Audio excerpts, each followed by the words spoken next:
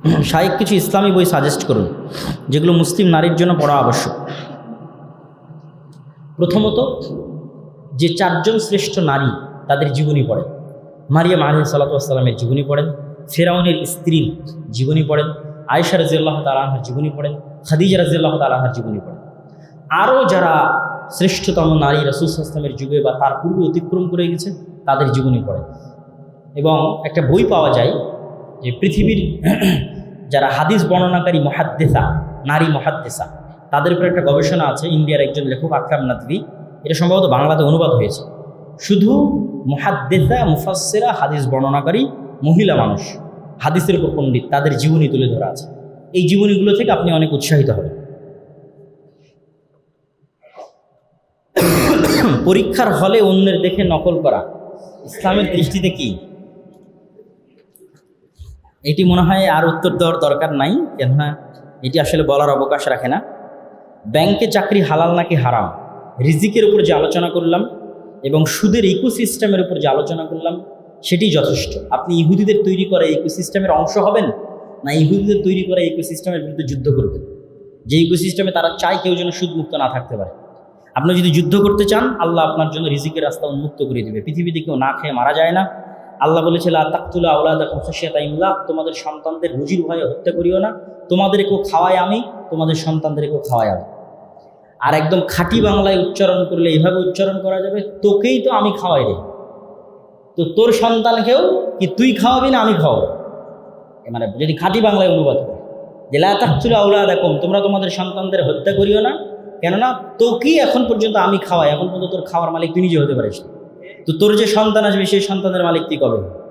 তো আল্লাহ সুবহানাহু ওয়া তাআলা রিজিকের মালিক, রিজিকের রাস্তা বন্ধ হবে না, মানুষ কেউ না খেয়ে মারা যাবে না। ভাগ্য কি পূর্ব নির্ধারিত? এই উত্তর দিয়েছি। ভাগ্য মূলত আল্লাহর জ্ঞান। ছাত্রছাত্রীরা হিন্দু বা বিধর্মীদের বাসায় প্রাইভেট পড়ায়, এ সময় নাস্তা বা কিছু খাইতে দেওয়া, এটা কি খাওয়া যাবে? কোনো সমস্যা নেই যদি হালাল হয়, যদি তাদের ধর্মীয় কোনো কিছু না হয় এবং হারাম কিছু না হয়। রাসূল সাল্লাল্লাহু আলাইহি ওয়াসাল্লাম বিধর্মীদের বাড়িতে খেয়েছেন। ইলম অর্জনের জন্য আল কোরআনের সাথে কি কি বই পড়তে হবে? ইলম অর্জনের জন্য কোরআনের সাথে কোরআন যদি শিখা হয়, কোরআন, এখানে আমি ছাত্রদের একটু উপদেশ দিব যে হাজি দানেশের যে ছাত্ররা আজকের অনুষ্ঠানের সাথে যুক্ত আছে তাদেরকে সহ যারা আজকে এই অনুষ্ঠানে অংশগ্রহণ করেছে, আপনারা বিশ্ববিদ্যালয়ে যেহেতু পড়াশোনা কেন্দ্রিক, এই দাওয়াতি কাজটা যদি আপনারা ধরে রাখতে চান, আপনাদেরকে বইভিত্তিক পাঠ চক্র বা গ্রুপ স্টাডি করতে হবে। কোরআনের জন্য গ্রুপ স্টাডি করতে হবে, যেখানে কোরআন শিখবেন, আরেকজনকে শিখাবেন, আবার বিভিন্ন বইভিত্তিক গ্রুপ স্টাডি করবেন। তো সেক্ষেত্রে সবার আগে আপনারা আকীদা বা তাওহীদ, এই জ্ঞানগুলোকে সামনে নিয়ে আসতে পারেন। আল্লাহর পরিচয়, পরকাল, এই কেন্দ্রিক যে বইগুলো আছে সেগুলোকে সামনে নিয়ে আসতে পারেন, কেননা এগুলো মানুষের বিশ্বাসকে মজবুত করে। আর পাশাপাশি আমাদেরও বই পুস্তকগুলোকে মূল্যায়ন করতে পারেন। যেমন মাসিক আল ইতিসাম আছে, নিয়মিত লিখি, অন্তত মাসিক আল ইতিসামের সম্পাদকীয়টা আপনারা কোনো এক সপ্তাহে গ্রুপ স্টাডি করলেন, আজকে সম্পাদকীয়তে কী লেখা আছে সেটার পক্ষে বিপক্ষে আলোচনা হলো। জ্ঞান কেন্দ্রিক যত চর্চা বাড়বে, আপনাদের দাওয়াতি কাজ তত গতিশীল হবে। জ্ঞানবিহীন দাওয়াতি কাজ ঠুনকো এবং অস্থায়ী। অতএব ছাত্রদের প্রতি আমি উপদেশ দিব, নাসিহা করব, এবং যারা আয়োজন করেছে তারাও যদি চায় পার্সোনালি আমার সাথে অনুষ্ঠান পরে দেখা করতে, তাদেরকে উদ্দেশ্যে আরও কিছু পরামর্শ দিয়ে যাব ইনশাল্লাহ। পোস্টার বা ব্যানারে ছবি দিয়ে প্রচারণা চালানো যাবে কিনা? অনলাইনে জিনিসটা স্থায়ী থাকে না, এই জন্য অনলাইনের বিষয়টা, আচ্ছা প্রথমত আগে বলি, প্রথমত কথা হচ্ছে ছবি, মূর্তি কোনো কিছুই ইসলামের দৃষ্টিতে কখনোই পছন্দনীয় এবং গ্রহণীয় নয়, 1 নাম্বার। 2 নাম্বার, শর্ত সাপেক্ষে সেটিকে প্রয়োগ করার কথা এই যুগের আলেম ওলামারা বলেছে। কি শর্ত সাপেক্ষে? যদি সেটা দিনের কাজে ব্যয় হয়। তো দিনের কাজে ব্যয় হয়, মোবাইলের মধ্যে তো মোবাইল থেকে হারিয়ে যাচ্ছে, কিন্তু যখন একটা ছবি প্রিন্ট হচ্ছে তখন সেটি ঝুলন্ত থাকতেছে, সেটির প্রতি সম্মান বা শ্রদ্ধাও চলে আসতে পারে মানুষের অন্তরে। এই জন্য সেটি থেকেও বিরত থাকার চেষ্টা করতে হবে। তবে যদি নিতান্তই সাময়িক সময়ের জন্য জাস্ট প্রচারের জন্য করা হয়, তারপরে আবার খুলে ফেলা হয়, কোথাও সম্মানের জন্য ঝুলিয়ে না ফেলা হয়, ফিতনার আশঙ্কা না থাকে, সেটি ভিন্ন বিষয়। কোরআন ও সহিহ হাদিস থেকে মানুষকে আচ্ছা, আফগানিস্তানের শাসন সম্পর্কে আমরা কেমন ধারণা রাখব? প্রথমত, তাদের আকীদা বা তাদের আমল কি, এই নিয়ে বিতর্ক থাকতে পারে। এই নিয়ে কমেন্টস করাও যেতে পারে, পরামর্শ দেওয়া যেতে পারে, দাওয়াতও দেওয়া যেতে পারে, আলোচনাও করা যেতে পারে। কিন্তু শাসন ব্যবস্থায় তারা ন্যায়পরায়ণতা এবং সত্যবাদিতায় স্ট্রিক্ট। যেটি আমি আজকের জুমার খুতবায় বলেছি যে আমরা জাতিগতভাবে সত্যবাদী এবং ন্যায়পরায়ণ না হওয়ার কারণে উন্নত হতে পারছি না। আমাদের আলেম ওলামারাও সত্যবাদী এবং ন্যায়পরায়ণ না হওয়ার কারণে আল্লাহ আমাদের রাষ্ট্র ক্ষমতা দিচ্ছেন। আমাদের মসজিদ, মাদ্রাসা, ইসলামী দল, সংগঠন সব জায়গায় সালাত, সিয়াম, আলহামদুলিল্লাহ, মাশাআল্লাহ, আকীদা জ্ঞান সব ঠিক আছে। সত্যবাদিতা এবং ন্যায়পরায়ণতা নেই। সত্যবাদিতা ন্যায়পরায়ণতা না থাকলে আল্লাহ মাফ করলে জান্নাতে যাওয়া যাবে, কিন্তু সত্যবাদিতা ন্যায়পরায়ণতা না থাকলে আল্লাহ রাষ্ট্র ক্ষমতা দিবেন। তো আফগানিস্তানে যারা রাষ্ট্র ক্ষমতায় গেছে তারা এই জিনিসটা খুবই শক্তভাবে বাস্তবায়ন করেছে, সত্যবাদিতা এবং ন্যায়পরায়ণতা। ফলত জনগণের আস্থা তারা অর্জন করতে পেরেছে। জনগণের আস্থা অর্জন করা একটা বড় ব্যাপার। আপনি শুধু ইসলাম দিয়ে, কোরআন হাদিস দিয়ে, বক্তব্য দিয়ে জনগণের আস্থা অর্জন করতে পারবেন। জনগণ দেখতে চায় আপনি কতটা সমাজের সাথে সম্পৃক্ত, কতটা দেশের কল্যাণে কাজ করছেন, আপনি কতটা ন্যায় নিষ্ঠা, ন্যায়পরায়ণ। কিন্তু আমরা আলেমরা তো দেশের সমাজ বিচ্ছিন্ন। আমাদের নবী মুহাম্মদ সাল্লাল্লাহু আলাইহি ওয়াসাল্লাম লেখকও ছিলেন না, গবেষকও ছিলেন না, আবার তিনি পড়াও জানতেন না। ফলত তার লাইব্রেরিও ছিল না যিনি তিনি পড়বেন, লিখবেন, গবেষণা করবেন। আল্লাহ তাকে জ্ঞান শিক্ষা দিতেন, তিনি মানুষের মধ্যে সময় কাটাতেন, সমাজের সেবায়, মানুষের সেবায়। ফলত তার ন্যায়নিষ্ঠা, তার সত্যবাদিতা পৃথিবীতে প্রমাণিত হয়েছে। মানুষ তার নেতৃত্ব মেনে নিয়েছে। কি ইহুদি, কি খ্রিস্টান, কি মুশরিক নেতৃত্ব মেনে নিয়েছে, কেননা ন্যায়পরায়ণতা এবং সত্যবাদিতায় উনি আসমানের শীর্ষস্থানে অবস্থান করছে। কিন্তু আমরা আলেম ওলামা, ইসলামী দল, সংগঠন, মসজিদ, মাদ্রাসা, আমাদের মধ্যে সব কিছু আছে আলহামদুলিল্লাহ, মাশাআল্লাহ, কিন্তু আমরা ওই একটা জায়গায় পিছিয়ে আছি। আমরা ইসলামী দল পরিচালনা করতে গিয়ে ন্যায়পরায়ণতা বাস্তবায়ন করতে পারছি না। কোন কর্মীকে পদ দিব, কোন কর্মীকে পদ দিব না, কে বেশি চামচামি করছে, কে চামচামি করছে না, কে যোগ্য, কে যোগ্য না, কোনটার ভিত্তিতে মূল্যায়ন করবে এটা আমরা জানি। আর গত 15 বছর ফ্যাসিজম টিকেও ছিল এটির কারণে। নামাজি, হাজি, দানবীর, ওসি, ডিসি, এসপির অভাব বাংলাদেশে ছিল না, আজও না। কিন্তু ওসি, ডিসি, এসপি তার পদের প্রতি ন্যায়পরায়ণ হবে, আমানতদার হবে, এরকম ওসি, ডিসি, এসপির অভাব আছে। তো এরকম OC, DC, SP, sub registrar, সচিব যদি হয়, ক্ষমতায় যেই আসুক দেশে শান্তি প্রতিষ্ঠিত হবে। এগুলাকে বলা হয় শক্তিশালী ইনস্টিটিউট। ইংল্যান্ড এবং আমেরিকায় গণতন্ত্র কেন ফাংশন করে? গণতন্ত্র এই জন্য ফাংশন করে, ওদের ইনস্টিটিউট শক্তিশালী, বিচার বিভাগ শক্তিশালী, পুলিশ শক্তিশালী, আর্মি শক্তিশালী, সচিবালয় শক্তিশালী। মানে যে যার জায়গায় দায়িত্বে আছে সে তার দায়িত্বের জায়গায় স্ট্রিক্ট, ন্যায় এবং সৎ। ফলত ক্ষমতায় ডোনাল্ড ট্রাম্প কি জো বাইডেন এটা অতটা ম্যাটার করে না। কিন্তু আমাদের দেশে গণতন্ত্র ফাংশন করে না, কারণ আমাদের দেশে যেই ক্ষমতায় আসে সে পুরো শাসন ব্যবস্থাকে ম্যানিপুলেট করে, পুরো শাসন ব্যবস্থাকে দুমড়িয়ে মুচড়িয়ে নিজের পকেটের মধ্যে ঢুকিয়ে ফেলে। কি বিচার বিভাগ, কি আইন বিভাগ, কি পুলিশ, সব কিছু একাই শেখ হাসিনা। বিচার বিভাগও শেখ হাসিনা, পুলিশও শেখ হাসিনা, সব কিছু দিন। তো এই মেন্টালিটির কারণে কখনোই ন্যায়পরায়ণতা এবং সত্যবাদিতা প্রতিষ্ঠিত হতে পারে না। আর যারা তার অধীনস্থ তাদের মেরুদণ্ড সোজা নয়। ওই জন্য বলেছি যে এমন মা লাগবে যে মেরুদণ্ড সোজাওয়ালা সন্তান জন্ম দিতে পারে, যে ক্ষমতায় যেই আসুক কিন্তু তার পদের ন্যায়পরায়ণতার সাথে খেয়ানত করবে না। এরকম মেরুদণ্ড মজবুত আলা ওসি, ডিসি, এসপি, সচিব লাগবে, যারা হাজি দানেশ থেকে পড়ে বের হবে ইনশাআল্লাহ। আমাদের ক্যাম্পাসের প্রত্যেকটি ভাইকে আমরা কিভাবে ইসলামের ছায়াতলে নিয়ে আসতে পারি? যারা আজকের এই অনুষ্ঠানের সাথে দায়িত্বশীল আছে তারা আমার সাথে যেন অবশ্যই অনুষ্ঠান শেষে একটু গেস্ট রুমে হোক বা কোথাও আলাদা হয় বসে, এটার উত্তর আমি তাদের কাছে দিব ইনশাআল্লাহ। ভালো ব্যবসায়ী বা উদ্যোক্তা হওয়ার জন্য ছাত্র জীবন, ভার্সিটি লাইফ থেকে চর্চা ইসলামের আলোকে কেমন এবং ইসলামের গুরুত্ব কী? রাসূলুল্লাহ সাল্লাল্লাহু আলাইহি সাল্লাম বলেন, আত-তাজিরুস সাদুক, সত্যবাদী আমানতদার ব্যবসায়ী কিয়ামতের মাঠে নবীদের সাথে থাকবে, শহীদদের সাথে থাকবে।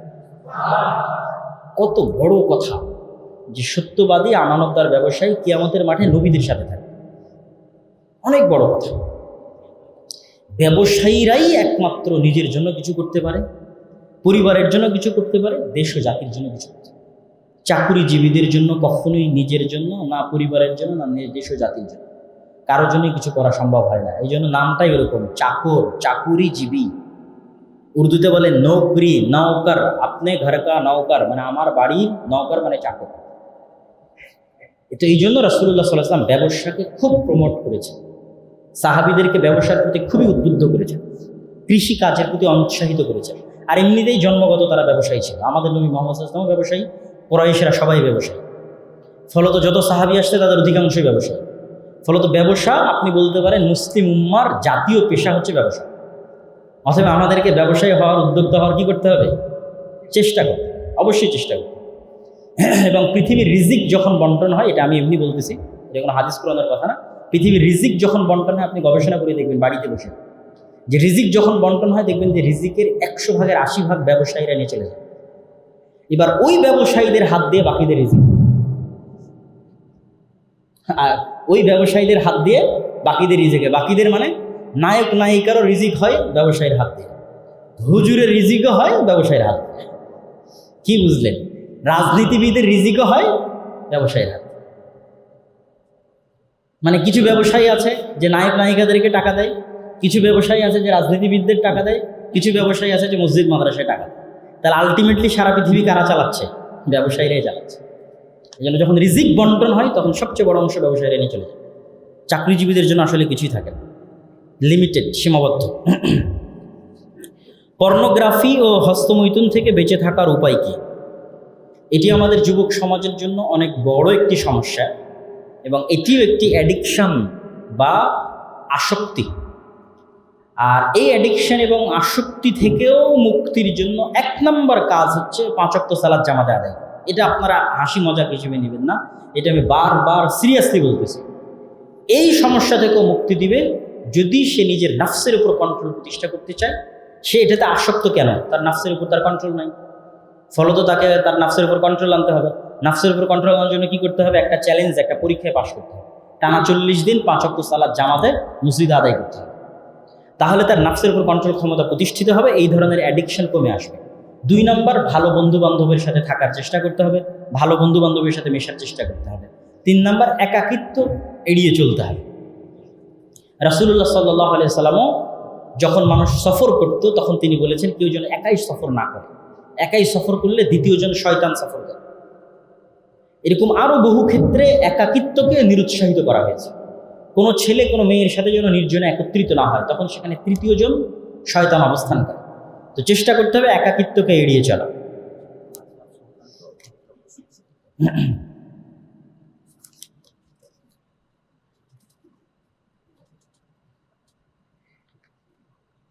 ফরজ গোসলের সময় গোসলের শেষের দিকে বায়ু নির্গত হলে অথবা অন্য কোনো প্রয়োজন পড়লে, প্রাকৃতিক প্রয়োজন, প্রথম থেকে গোসল করতে হবে কি? জি না, গোসলের সাথে এটির কোনো সম্পর্ক নাই। আপনি গোসল করছেন অন্য আর একটা কারণে, সেই কারণ তো আর আসেনি। সে কারণ যতক্ষণ না আসতেছে ততক্ষণ ওই গোসল, যত কিছুই সংঘটিত হোক, গোসলের পবিত্রতা অর্জন হয়ে যাবে। আর এটির কারণে যেটি লঙ্ঘন হবে সেটি হচ্ছে ওযু। সালাত আদায় করতে চাইলে আপনাকে আরেকবার ওযু করতে হবে।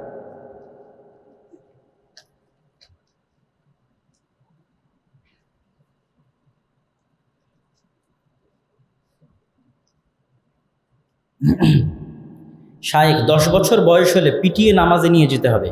প্রশ্ন হচ্ছে আমি নিজে নামাজ পড়ি কিন্তু আমার বাবা মা নামাজ পড়ে না, এক্ষেত্রে কি তাদের পিটিয়ে নামাজ পড়াতে হবে? প্রশ্ন যৌক্তিক, কিন্তু উত্তর হচ্ছে 10 বছর বয়সে সন্তানকে পিটিয়ে নামাজে নিয়ে যেতে হবে, এই দায়িত্ব কার? পিতামাতা। আর পিতামাতা যখন পথভ্রষ্ট তখন সন্তানের দায়িত্ব হচ্ছে পিতামাতাকে ভদ্র ভাষায় নাসিহা করা আর পিতামাতার জন্য আল্লাহর কাছে দোয়া করা। কখনোই পিতামাতার সাথে দুনিয়াবী বিষয়ে খারাপ ব্যবহার করা যায় না। সেটি বেনামাজি কেন, একদম কাফের মুশরিক হিন্দুও যদি পিতামাতা হয় তবুও তার সাথে খারাপ ব্যবহার করা যাবে। এটি রাসূল সাল্লাল্লাহু আলাইহি ওয়াসাল্লামের আদেশ। পিতামাতাকে নাসিহাত করতে হবে এবং তাদের জন্য দোয়া করতে হবে।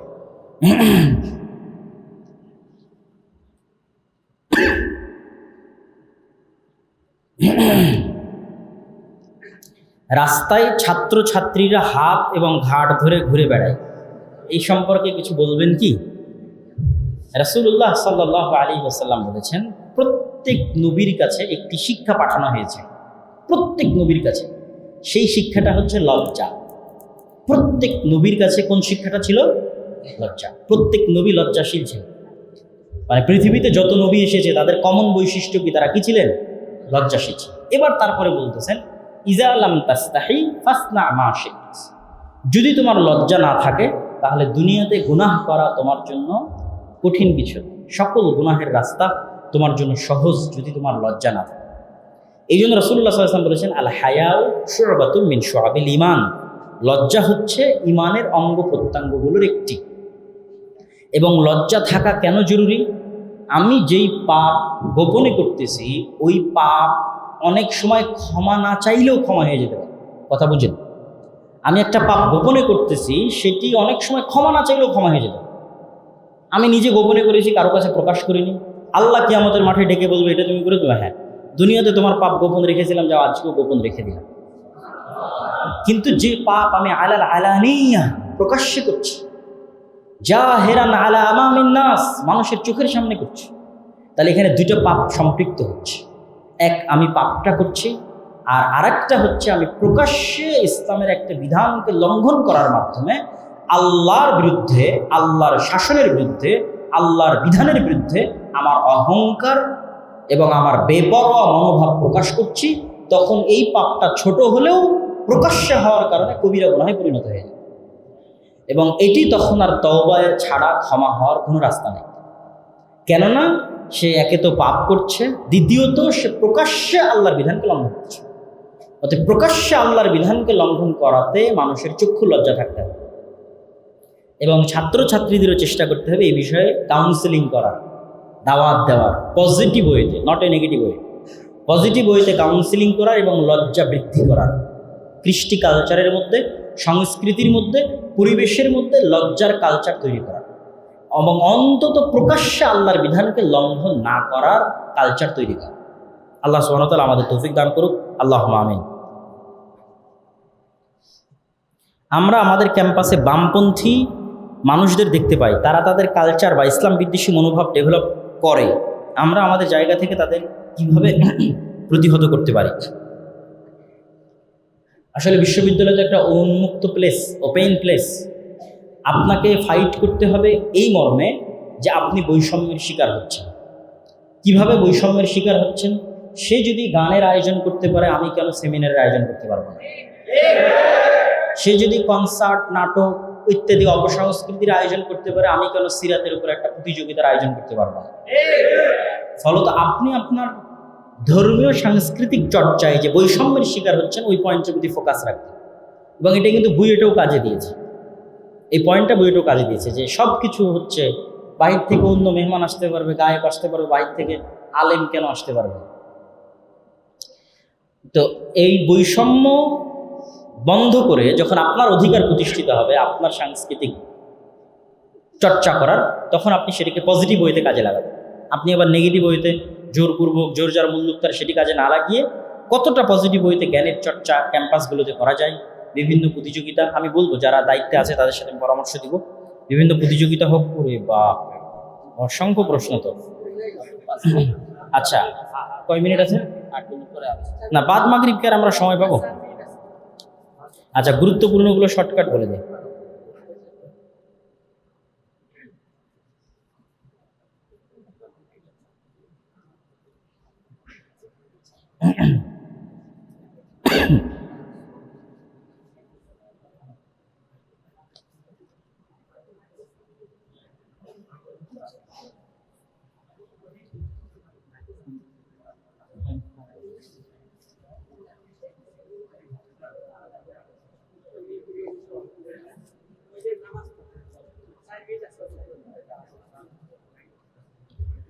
জাকাতের টাকা কোন খাতে ব্যয় করা সবচেয়ে উত্তম?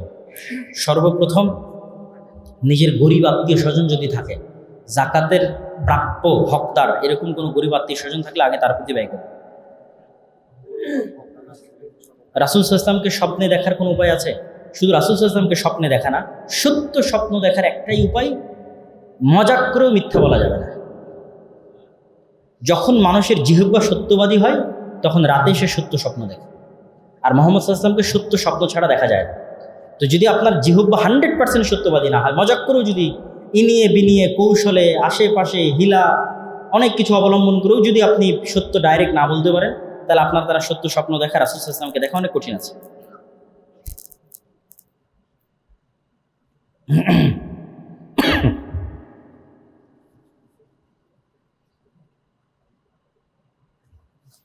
বোন যদি পর্দা না করে তাহলে ছোট ভাই কি দায়ুস হবে? অবশ্যই দায়ুস হিসেবে বিবেচিত হবে, কেননা তারও সেই পরিবারের একটি অংশ আছে দায়িত্ব পালনের ক্ষেত্রে। পিতাও দায়ী হিসেবে বিবেচিত হবে, পরিবারের ভাইয়েরাও দায়ী হিসেবে বিবেচিত হবে।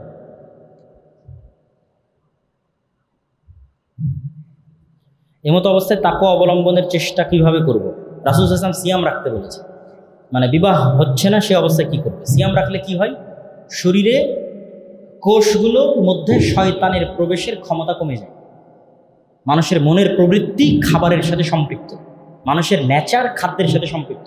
শুকুরের গোস্ত এমনি হারাম করা নাই, শুকুরের গোস্ত খেলে মানুষের নেচার পরিবর্তন হয়ে যাবে। আরও যত জিনিস হারাম করা আছে সবগুলো খেলে মানুষের নেচার পরিবর্তন হবে। এই জন্য অতিরিক্ত খাদ্য গ্রহণ মানুষের নেচার পরিবর্তন করে। কম খেতে হবে, সিয়াম থাকতে হবে, এটা আলাদা করে রাখা। আরও 3 মিনিট আছে, দেন একদম আজান দেওয়ার আগে বলবেন। জন্মদিনের উইশ করা যাবে না। জন্মদিন বলে কিছু নাই ইসলামে, মৃত্যু দিবস বলেও কিছু নাই। অবৈধ বিদ্যুৎ লাইন থেকে বিদ্যুৎ নিয়ে ইসলামী প্রোগ্রাম করা শরীয়ত সম্মত হবে কতটুকু জিনিস আজকের আলোচনাতেই তো বলে দিলাম।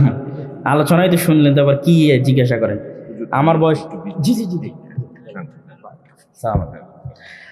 আমার বয়স 21 বছর, আমি স্টুডেন্ট। নজর হেফাজত অন্যান্য পাপ কাজ থেকে বিরত থাকার জন্য বিয়ে করতে চাচ্ছি, কিন্তু আমার বড় ভাই এখনো বিয়ে করেনি। আমার বিয়ের কথা বললেও বাসার কেউ মানবে না, এমতো অবস্থায় আমার করণীয় কি? প্রথমত তোমার বাপকে নসিহত করছি, যদি তোমার বাপ আচ্ছা ওস্তাদজি শেখ আব্দুর রাজ্জাক বিন ইউসুফের ধারাবাহিক প্রতিদিন প্রোগ্রাম থাকার কারণে উনি একটু হঠাৎ অসুস্থ। প্রায় সব প্রোগ্রামে উনি নিজে উপস্থিত হয়েছেন। আজকের প্রোগ্রামে আমি ওনার বদলে উপস্থিত হয়েছি। সামনের প্রোগ্রামগুলোতেও উনি উপস্থিত থাকার চেষ্টা করবেন ইনশাআল্লাহ। খুব বেশি অসুস্থ এরকম নয়, তবে টানা দীর্ঘ সফর থাকার কারণে উনি ক্লান্ত হয়ে গেছে আর কি। আল্লাহ সুবহানাহু ওয়া তাআলা আদম আলাইহিস সালাতু ওয়াস সালামকে সৃষ্টি করেছেন নিজ আকৃতিতে। আল্লাহ সুবহানাহু ওয়া তাআলা আদম আলাইহিস সালাতু ওয়াস সালামকে সৃষ্টি করেছেন তার আকৃতিতে।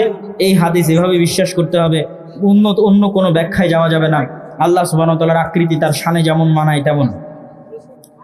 ঈশার সালাতের পর রাসূল সাল্লাল্লাহু আলাইহি ওয়াসাল্লাম কথা বলা অপছন্দ করতেন, এমনকি কথা বলতে নিষেধ করতেন। কিন্তু আমাদের দেশের মাহফিল কার্যক্রম শুরুই হয় ঈশার পর। এটাই তো সুন্নাত বিরোধী কাজ। আমরা সুন্নাতের আলোচনা করছি সুন্নাত বিরোধী কাজ করে। এই হচ্ছে আমাদের ইমানের অবস্থা।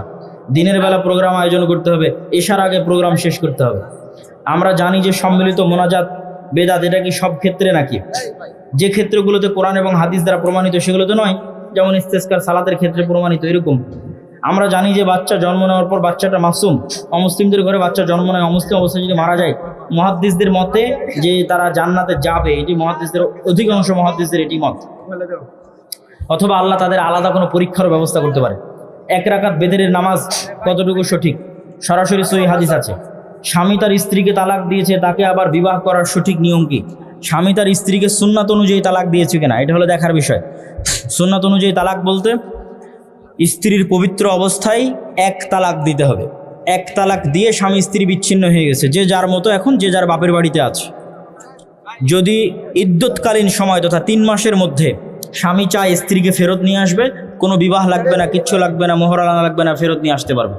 3 মাস যদি পার হয়ে গিয়ে থাকে, তারপরে যদি স্বামী চায় ফেরত নিয়ে আসবে, তাহলে নতুন বিবাহ, নতুন মোহরানা দিয়ে ফেরত নিয়ে আসতে হবে। আর এইভাবে প্রত্যেক পবিত্র অবস্থায় 1টা করে তালাক দিতে দিতে যদি 3 তালাক হয়ে যায়, যে 1 পবিত্র অবস্থার সমান 1 তালাক, 2 পবিত্র অবস্থার সমান 2 তালাক, 3 পবিত্র অবস্থার সমান 3 তালাক, এভাবে যদি 3 তালাক হয়ে যায়, তাহলে স্ত্রী চিরস্থায়ী হারাম। স্ত্রীকে ফেরত পাওয়ার আর কোনো রাস্তা পৃথিবীতে নাই।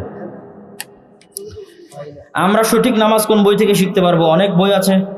আপনাদের শ্রদ্ধেয় শেখ আব্দুর রাজ্জাক বিন ইউসুফের একটা বই আছে, রাসূলুল্লাহ সাল্লাল্লাহু আলাইহি ওয়াসাল্লাম সালাত। রমজান মাসে রাতের বেলায় স্ত্রী সহবাস করা যাবে কি? রাতের বেলায় যাবে। শেখ স্বামী স্ত্রীর কি সব উল্টাপাল্টা প্রশ্ন। মৃত ব্যক্তির নামে ইফতারে মানুষকে দাওয়াত করে খাওয়ানো যাবে কি না? মৃত ব্যক্তির নামে যে সমস্ত আয়োজন আমাদের দেশে হয়, বেশিরভাগই ভুয়া, ভ্রান্ত, বেদাতি আয়োজন। সর্বোচ্চ এতটুকু করতে পারেন, এতিমখানায় খাবারের ব্যবস্থা করতে পারে। স্বাভাবিক মানুষজন যারা গরিব মিসকিন নয়, তাদের সবকে ডেকে দাওয়াত দেওয়া, এগুলো কুসংস্কার। কেউ অভিভাবক ছাড়া বিয়ে করে সংসার করলে সেখানে তার সন্তান হওয়ার পর যদি অনুতপ্ত হয়, কোনো কাফফারা নাই, আবার নতুন করে বিয়ে করতে হবে। 15ই শাবান রাতে কি আমল করব? পুরো শাবান মাস শুধু সিয়ামই রাখবেন, আর স্বাভাবিক আল্লাহর নিকটে ইবাদত, স্বাভাবিক অন্য রাতে যা করেন তাই করবেন। 15 শাবানের জন্য আলাদা বিশেষ কোনো ইবাদত নাই, সারা শাবান মাস সিয়াম রাখবেন, শেষের দিকে যা বাদ দিবেন।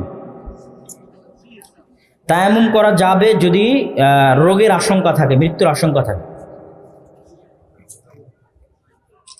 আমরা জানি কাউকে ইফতার করানো সওয়াবের কাজ, কিন্তু ইফতারের নামে ইফতার পার্টি, ইফতার পার্টি নিয়ে যদি রাজনীতি হয়, ইফতার পার্টি নিয়ে যদি অপসংস্কৃতি ছড়ানো হয়, তাহলে এগুলো হলো সেকুলারিজম, দ্বীনে ইলাহি, বাদশাহ আকবরের মতো। আর যদি সত্যিকারের নিয়াতে মুফতি সিয়াম পালনকারীকে ইফতারি করানো হয়, নেকির কাজ। কোন পুরুষ হয় বিয়ে করার জরুরি প্রয়োজন হলে তার প্রথম স্ত্রীর নিকটে অনুমতি নিতে হবে কি? আচ্ছা, স্টেজে বই আছে, দ্বিতীয় বিয়ে করার জন্য প্রথম স্ত্রীর অনুমতি লাগবে না। আসসালামু আলাইকুম, ফরজ সালাতে ইকামত দেওয়ার নিয়ম কি? ইমাম সাহেব সামনে যাওয়ার পর নাকি ইমাম সামনে যাওয়ার পূর্বে ইকামত দিবে? সামনে যাওয়ার পরেই দিবে। মেয়েদের ঘরে বসে জোরে কোরআন পড়তে পারবে কি? অবশ্যই পারবে।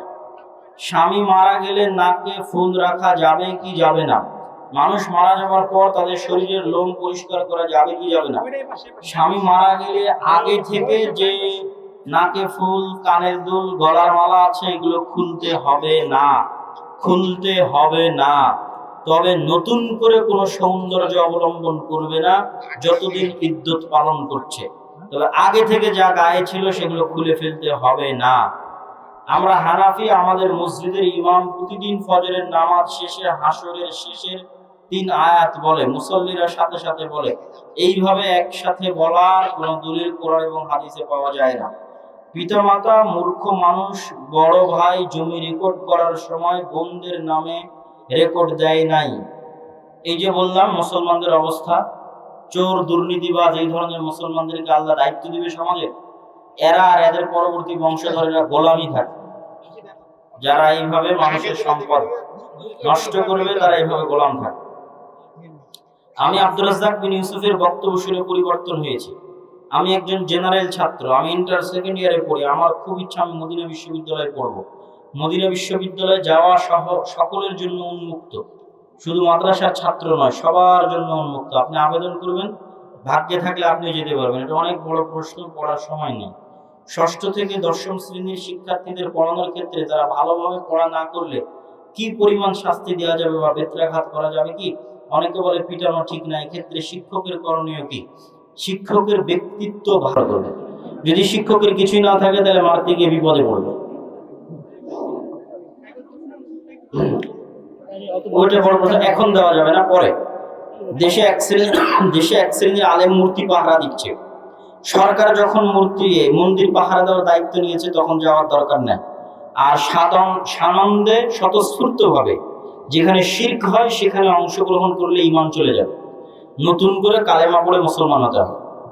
যে কোনো শিরকি অনুষ্ঠানে সানন্দে স্বতঃস্ফূর্ত ভাবে অংশগ্রহণ করলে ঈমান চলে যাবে। কালেমা পড়ে নতুন করে মুসলমান হতে হবে। আহলে হাদিসরা জিহাদের কথা বলে না কেন? এইটা বুঝতে পারলাম না, কেমন প্রশ্ন হলো। আমরা সবসময় জিহাদের কথা বলবো ইনশাআল্লাহ। জিহাদ তার ঠিক জায়গায় ঠিক মতো যেই দিন পরিবেশ মতো আসবে সেই দিন জিহাদ হবে ইনশাআল্লাহ। মাযহাব কেন হারাম হবে? দলিল চাই। মাযহাব হারাম এরকম নয়, তবে মাযহাবের উপর গোড়ামি করা হারাম। সহিহ হাদিস বা পবিত্র কোরআনের দলিল পাওয়ার পরেও মাযহাবের উপর গোড়ামি করলে সেটি হারাম হবে। স্বাভাবিক অর্থে যদি কেউ মাযহাব মানে এবং গোড়ামি না করে এবং পবিত্র কোরআন এবং সহিহ হাদিসের দলিল পেলে মাযহাবের বিপরীতে হলেও দলিলের অনুসরণ করে, এরকম স্বাভাবিক মাযহাব মানায় কোনো সমস্যা নেই। গণতন্ত্র কিভাবে হারাম হয় আমরা আপনার পরামর্শ চাই। আমি আজকের বক্তব্যে, আমরা সরাসরি সেভাবে বলছি এরকম নয়, কিন্তু আজকের বক্তব্যে তুলে ধরার চেষ্টা করেছি গণতান্ত্রিকভাবে ইসলাম ক্ষমতায় আসবে না, এটি গত 100 বছরে পরীক্ষিত। আর বিস্তারিত অন্য বক্তব্য থেকে দেখে নেবেন। হাতে বুকের উপর বাঁধার আমাদের বই আছে আলাদা। একজন বক্তার নাম জিজ্ঞেস করে বলেছে তার বক্তব্য শোনা যাবে কিনা, আরো একজনের নাম শুনে বলেছে তার বক্তব্য শোনা যাবে কিনা। এগুলো নির্ধারিত বক্তার নাম শুনে প্রশ্ন আমরা পড়ি না। আমাদের যুব সমাজের উদ্যোগে ইসলামী লাইব্রেরি তৈরি করেছি। আমরা কিভাবে কোরআন ও সুন্নাহর আলোকে পরিচালনা করব, কিছু পরামর্শ এবং সহযোগিতা কামনা করছি। তোমরা দাওয়ায়ে ইলাল্লাহর সাথে যোগাযোগ করো। আমাদের যে মক্তবগুলো আছে, এখন জাতীয় মক্তব প্রতিযোগিতা চলতেছে, গাইবান্ধারও অসংখ্য প্রতিযোগী জাতীয় মক্তব প্রতিযোগিতায় অংশগ্রহণ করেছে। 400টা মক্তবকে আমরা ট্রেনিং দিয়েছি। তোমরা এই মক্তব প্রজেক্টের সাথে যুক্ত হও। গীবত করা কি বান্দার হক? তাহলে তার ক্ষমা কিভাবে পাবে? গীবত করলে বান্দার হক নষ্ট হয়, ক্ষমা পাবে কিভাবে? আগে যার গীবত করেছে তার কাছে ক্ষমা নেবে। তাকে যদি খুঁজে না পায়, সে যদি মারা যায়, তাহলে মরা পর্যন্ত তার প্রশংসা করতে থাকবে আর আল্লাহর কাছে ক্ষমা চাইবে। শিরক কাকে বলে? আল্লাহ ব্যতীত অন্য কারো ইবাদত করা, অন্য কারো কাছে কিছু চাওয়া, তাবিজ কবজ, বিভিন্ন কুসংস্কার, বিভিন্ন দিবস, খাম্বা, মূর্তি, নদী নালা, বড় গাছ, যে কোনো কিছুতে কোনো প্রকার কুসংস্কার বিশ্বাস করে, এগুলো সবই শিরক। আমি সালাতে খুব মনোযোগ সহকারে সালাত আদায় করতে চাই, কিন্তু বিভিন্ন চিন্তা চলে আসে। অনেক আগে থেকে সালাতের প্রস্তুতি নিতে হবে, ওযু করে জামাতে মসজিদে গিয়ে সালাত আদায় করতে হবে সুন্নাত সহ সঠিক সময়। আর সালাতে কি পড়া হয় তা মনে রাখার চেষ্টা করতে হবে, আর বারবার নিয়ত শুদ্ধ করার চেষ্টা করতে হবে। কেউ পরিপূর্ণ শতভাগ মনোযোগ দিয়ে সালাত আদায় করবে, এটা অনেক কঠিন, এটা আল্লাহ চায়নি। আল্লাহ চায় মানুষের চেষ্টা দেখতে। আপনি চেষ্টা করছেন কিনা, চেষ্টায় আল্লাহ কবুল করবে। চেষ্টায় সফল হতে হবে এমন না। ছেলে যৌতুক নেবে না, কিন্তু ছেলের পরিবার ও মেয়ের পরিবার যৌতুক নেওয়ার জন্য চাপ দেয়, এক্ষেত্রে ছেলের করণীয় কি? শক্ত থাকবে, এটাই করণীয়। খালি গায়ে নামাজের ওযু করা যাবে কি? কোনো সমস্যা নেই। মুসলমানদের বিবাহের সময় মহিলাদের মাথায় সিঁদুর দেওয়া হয় কেন? আমি তো জানি না যে দেওয়া হয়, এটা হিন্দুদের রীতি। দিয়ে থাকলে বাদ দিবে। শায়েখ, আপনি সবসময় বিভিন্ন আন্তর্জাতিক বিষয় নিয়ে আলোচনা করেন কেন? জানতে চাই। ভালো লাগে তাই। মসজিদের এরিয়ার ভিতর কবর স্থাপন করা হয়, তবে কি সালাত কবুল হবে? মসজিদের এরিয়ার মধ্যে হলে ওই কবরকে দ্রুত গতিতে মসজিদের এরিয়া থেকে বাইরে বের করতে, প্রাচীর দিয়ে।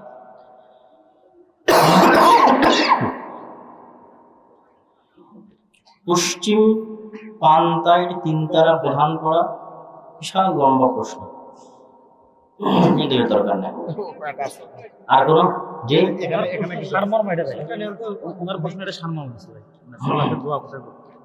এখন প্রশ্ন হলো দোয়াগুলো সালাতে কোন সময় পড়বে?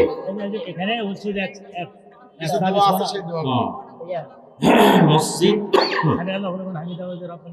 মেহরাবের ভিতরে ইমাম দাঁড়িয়ে সালাত আদায় করতে পারবে, কোনো সমস্যা নেই। জামিয়া সালাফে ভর্তির ক্ষেত্রে কি কি যোগ্যতা লাগবে? যে ক্লাসে ভর্তি হবে তার আগের ক্লাসের প্রস্তুতি নিয়ে যাবে। ডিসেম্বরে ফর্ম উঠাবে, 1 জানুয়ারিতে ভর্তি পরীক্ষা দেবে। রাতে মাহফিল সম্পর্কে হাদিস ওঠেই, ইশার সালাতের পর আল্লাহর নবী প্রয়োজন ছাড়া কথা বলা পছন্দ করতেন না, এটাই হাদিস। আমি একজন মেয়েকে বিবাহ করেছি, তার সাথে কিছুদিন সংসার করেছি, অতঃপর আমি জানতে পারলাম যে বিবাহের সাথে তার অন্য ছেলের সাথে সম্পর্ক ছিল। এখন আমি তাকে তালাক দিতে চাই। সে বলে আমাকে তালাক দিলে আমি ফাঁসি দিব। এখন আমি কি করব? অন্য ছেলের সাথে সম্পর্ক থাকলে তালাক দিতে হবে, এরকম কোনো বিধান ইসলামে নাই। তালাক দিতে হবে এরকম কোনো কথা আল্লাহ সুবহানাহু ওয়া তাআলা বা আল্লাহ রাসূল বলেননি। কেন বলেননি? যে ছেলে এই প্রশ্ন করেছে সেই ছেলে কি ফেরেশতা? হ্যাঁ, সে ছেলে তো ফেরেশতা নয়। সে কি আর কোনো গুনাহে লিপ্ত হয় না? ধরলাম সে অবৈধ সম্পর্কের গুনাহে লিপ্ত হয়, তো সে কি আর কোনো গুনাহ করে না? সালাত পরিত্যাগ করা তো অনেক বড় কাবিরা গুনাহ। তাহলে দুনিয়াতে কেউ ফেরেশতা নয়। তালাক দিতে হবে, এটা দিবেন কি দিবেন না এটা আপনার ব্যক্তিগত সিদ্ধান্ত। যদি আপনার খুব খারাপ লাগে, কষ্ট পান, সহ্য করতে না পারেন, তালাক না দিলে শান্তি না পান, সেটা আপনার বিষয়। কিন্তু ইসলাম এটা বলে না যে আপনি জানতে পারলে আপনি তাকে এই কারণে তালাক দিবেন। বরং তার এই দোষ ত্রুটি গোপন রাখেন, তাকে আল্লাহর কাছে তওবা ইস্তিগফার করতে বলেন। আর আপনিও আল্লাহ সুবহানাহু ওয়া তাআলার কাছে দোয়া করেন যেন আল্লাহ সুবহানাহু ওয়া তাআলা আপনার স্ত্রীকে হেদায়েত দান করেন। আল্লাহু আকবার। আর যখন যদি সে অন্তর থেকে তওবা ইস্তিগফার করে এবং আল্লাহ যদি সত্যিই তার তওবা কবুল করে নেয়, তাহলে আগের গুনাহগুলোর বিপরীতে আল্লাহ নেকি দিয়ে দিবেন। সুবহানাল্লাহ। এত কঠিন নয়, সহজ। আযান ও ইকামতে ভুল হলে নামাজ হবে কিনা? কোনো সমস্যা নেই। সালাত বাতিল হয় সালাতের গুরুত্বপূর্ণ রুকুনগুলো বাদ দিলে। সালাতের গুরুত্বপূর্ণ রুকুন যেমন সালাত, সালাতের গুরুত্বপূর্ণ রুকুন যেমন সিজদা, গুরুত্বপূর্ণ রুকুন যেমন রুকুই করেনি, সিজদাই করেনি, সূরা ফাতিহাই পড়েনি, তখন সালাত বাতিল। আর বাকি স্বাভাবিক ছোটখাটো ভুলের জন্য সালাত বাতিল হয় না, সুন্নত অবলম্বন হয় না, কিন্তু সালাত বাতিল হয়। তো ঠিক আছে, আমরা আমাদের বৈঠক শেষের দোয়া পাঠ করি। কিছু দোয়া এই হাদিস কোন কোন সাহাবী বলছিল, আল্লাহ রাসূল বলে, কে বললো এই কথাগুলো? ওই সুবহানাল্লাহ আল্লাহ রাব্বানা ইয়া সামিআল্লাহু লিমান। যদি হাদিস সহিহ হয় তাহলে এই ধরনের যে কোনো দোয়া স্বাভাবিক যে কোনো সময় পড়া যাবে, আর সালাতের মধ্যে পড়তে চাইলে সালাম ফিরার আগে পড়বে। মোনাজাতে হাত কিভাবে তুলতে হবে, স্বাভাবিকভাবে হাত তুলবে, আর বৃষ্টি প্রার্থনার জন্য হলে এইভাবে হাত তুলবে।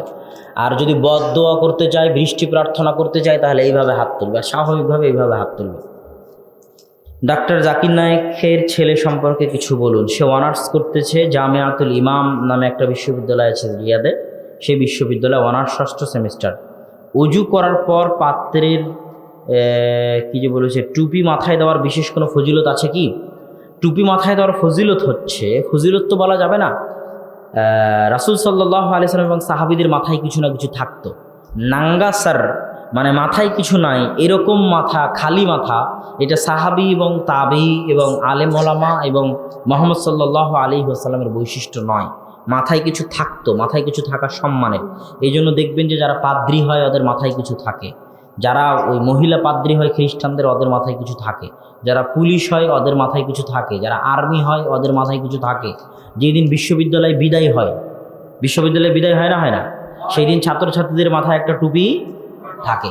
কোর্ট যারা জজ উকিল হয় তাদের মাথায় কিছু থাকে। তো মাথায় কিছু থাকাটা হচ্ছে সম্মানের আলামত, মাথায় কিছু থাকাটা হচ্ছে মান মর্যাদার আলামত। সেটা টুপি হোক, পাগড়ি হোক, রুমাল হোক, মাথা খোলা না রেখে মাথায় কিছু দিয়ে রাখতে হবে। ইফতারের পূর্বে সম্মিলিত মোনাজাত করা যাবে কি? জি না। সম্মিলিত মোনাজাত করার নির্ধারিত কিছু জায়গা আছে, যেগুলো আইনে রাসূল দোয়া অধ্যায়, আব্বুর বই, ওই বইয়ের মধ্যে পাবেন।